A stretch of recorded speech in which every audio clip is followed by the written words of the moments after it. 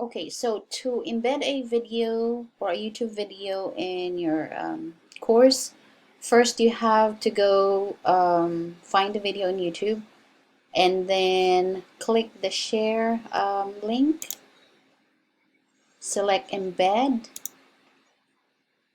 copy the embed code, so you can highlight or just click, right click, copy. Then go to your eCampus, go to the area where you need to add the video, select build content, item, add a title for your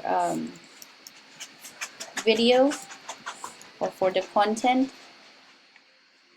Click the HTML button on the upper right corner of your text editor. Right click and then paste your code.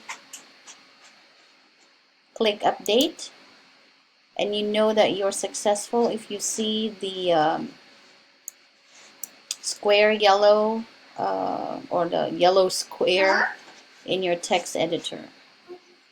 Click submit to save the changes, and you should see your video embedded in your course.